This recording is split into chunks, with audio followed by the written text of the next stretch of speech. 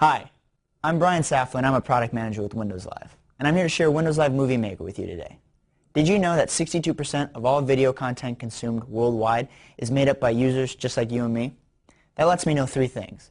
That people like making movies, they like sharing movies, and they like watching movies. And most of those are made up of movies less than 2 minutes long. So for those of us that are not Steven Spielberg, we want a product that's easy to use and fun. Windows Live is a great solution for that. Windows Live Movie Maker. Let me show you. So this is Windows Live Movie Maker. I'm going to grab some photos and video of my friend's new baby, and I'm going to hit this button called Auto Movie. I haven't added music yet, so let me do that. And once I click OK, I'm done.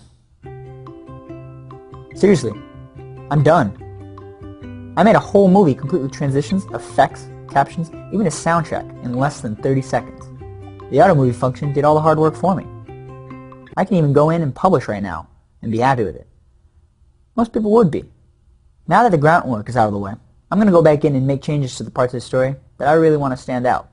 For example, I can change the order of the clips as I'm doing right here. I can even go into my animations and use preview to see what the different transitions would look like, and it works also for effects, before I apply them to my movie. And last but not least, I can add a caption with great text effects to really help me tell that story. So now that I've showed you how to make a movie in 30 seconds, let's backtrack a little bit and let me show you some other things people use Windows Live Movie Maker for. For example, I have a camera with some pictures on it and I want to make a movie out of those pictures. So all I have to do is plug in my camera and Windows will automatically recognize what it is and know that I have new content on it. It's going to ask if I want to import to Windows Live Photo Gallery, which of course I say yes. I'm going to select the files that I want to import. So I'm just going to scroll through this real quick, find it. Yep, looks good. I'm going to give the folder a name and also put some tags in so I can find it later. And then hit import. Pretty simple. Now that my content's imported, all I have to do is just find the folder that I just named, select the content I want to make a movie out of, click Make a Movie. Now we're in Windows Live Movie Maker. You might be wondering, what's going on over here? Well, we've incorporated a new and improved way of visualizing your movie, called the storyboard. You read it, left or right, top to bottom. And every bit of content here contains a piece of the story we're trying to tell, and we can rearrange it however we like. Now that I'm happy with the layout, I want to get creative with the fun features of Movie Maker to really make my story pop. I'm going to add a title real quick, choosing how it's going to appear, adding a text effect, which I can also preview, and then I'm going to adjust how long I want this to play. Next, I want to add some transitions. I can go in slide by slide and do this until I'm blue in the face. But to me, that's kind of a waste of time. As I showed you earlier, there's a great feature called Auto Movie that does all the hard work for me, allowing me to invest time on the parts of the story that I really care about. So I'm going to go in, click Auto Movie, add a song, and all the edits I just made are saved, and Movie Maker will find the spots that I didn't add any transitions or effects and add them for me.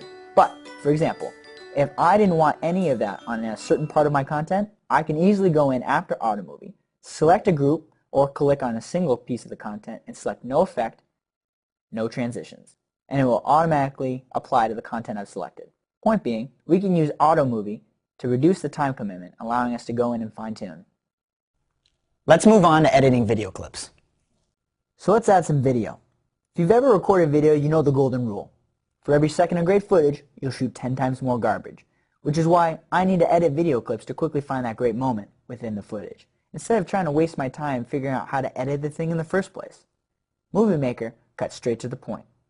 Click on the clip you want to edit and bring up the trim tool. Now you can individually select the footage you want trimmed. Here, I use the bars to find the spot in the video that I want my footage to start and stop. And I click Save Trim. If I wanted to edit another part of that video and wanted to keep the trim I just made, all I have to do is copy it, then paste it, and then on a new clip, re-enter the trim tool, selecting another part of the clip I want to trim to, and once I find that spot, I click Save Trim. From here, I can move these around just as I did with the photos to rearrange the storyboard until I'm happy. So we've made a couple videos. Now what? Don't let them just sit on your computer. Let's share them. When it comes to sharing, Windows Live Movie Maker gives you a lot of options. You can upload it directly to YouTube in just a couple clicks.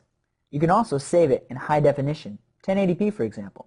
Or you could burn it to a DVD and watch it on your TV. With Windows Live Movie Maker, it's easy to share your creation. With Windows Live Movie Maker, making your beautiful movies is easier, simpler, and for those of us not Steven Spielberg, pretty darn good looking. At the end of the day, consumers like us make a lot of video. So a program that allows us to create easier, share faster, and watch more sounds like a pretty darn good thing to me.